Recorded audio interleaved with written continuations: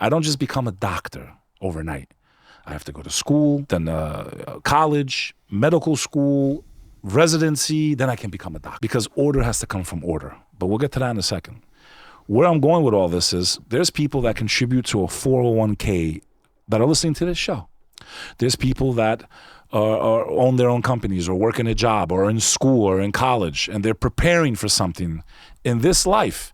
There's someone listening to your show right now that's in college to become a dentist or whatever the case may be, a lawyer or a financial professional in the banking world. And they're in college right now, or they're in grad school right now. And they're preparing for something that they want to do in this life. There's people that contribute to a 401k in their 20s. They're taking money that they can use today in their life and putting it aside so that they hope by the time they get to the age of 60 and they reach the age of retirement that they're prepared for retirement. They don't want to be not ready to survive in retirement without enough money.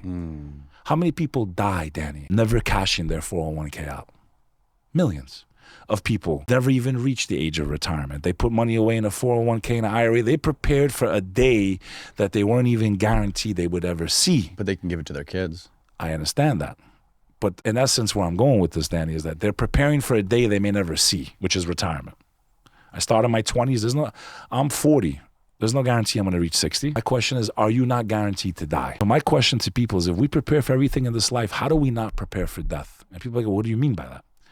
Well, maybe there's nothing after death, Danny. But the overwhelming majority of this world, regardless of denomination, Hindu, Christian, Muslim, Jewish, Buddhist, ancient civilizations, Mayans, the ancient Egyptians, all believed in an afterlife. The overwhelming majority of this world throughout time, throughout history, has believed that there's an afterlife. Mm-hmm. They also believe if you don't believe what they believe, there's a price to pay.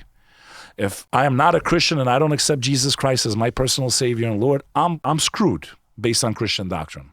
I'm either going to purgatory or hell. Muslims believe if you associate anything with God, you go to hell because only God is God, right? So it's like all the religions say if you don't follow what they believe, there's an afterlife. That afterlife is forever.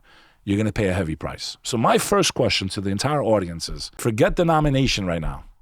How do you leave something like that to chance?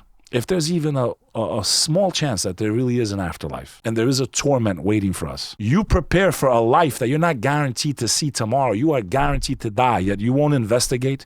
You won't go and look. The problem is most people follow their religion like a tradition. And when that tradition fails them, they assume all religion is garbage. There's nothing that's out there that works.